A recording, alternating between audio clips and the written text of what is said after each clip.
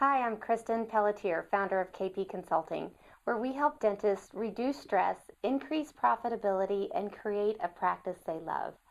And today I want to talk to you about your habits. I'm in many offices helping them really come up with and implement a strategy to take them to the next level. And we spend a lot of time and thought and energy putting these strategies in place and creating different systems. And many times, if a practice isn't succeeding and we go back and evaluate what isn't working, typically it's around habits. Let me explain. The best strategy when you're outside of your day-to-day environment can sound perfect on paper and it makes sense. You have all the steps laid out, but then something happens when you go back into work mode, and I call that autopilot. Autopilot kicks in, you're in your routine, you're doing your day-to-day functions, and sometimes those new things aren't being integrated with your day-to-day routine.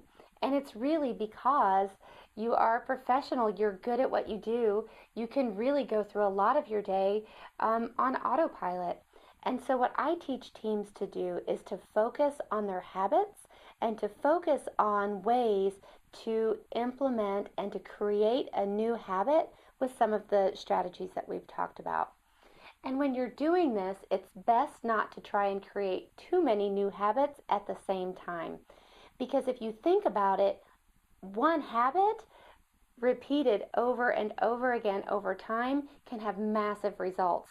Just look at something as simple as let's get a habit in place to exercise every day. So that's one habit. There are a lot of things that we can do to help turn that into a habit.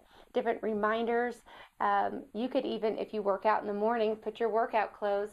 So when your feet hit the floor in the morning, you're reminded not to go to the coffee pot on autopilot to read the paper or watch the news, but oh yeah, I wanted to start exercising. Here's my reminder.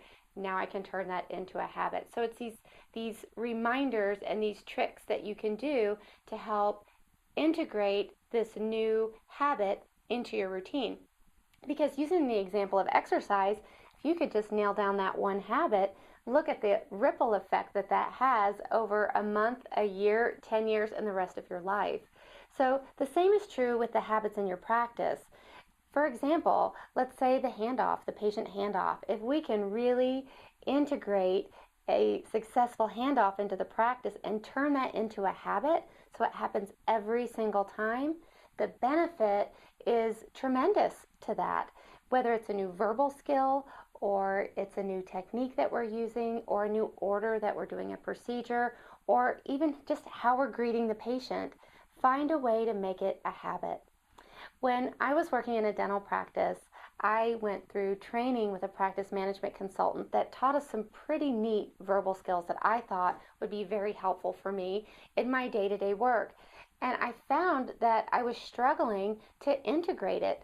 I'd be on the phone with the patient, I'd hang up and I'd say, darn, that verbal skill we learned would have been perfect in that situation, but I was on autopilot. So what I did in that situation is I made cheat sheets and I put them right on my computer monitor or right where I could see them with the scripting that I needed to be using, and that's how it triggered that habit formula for me. And eventually that part was on autopilot. I had that verbal skill down and I could make room for a new habit.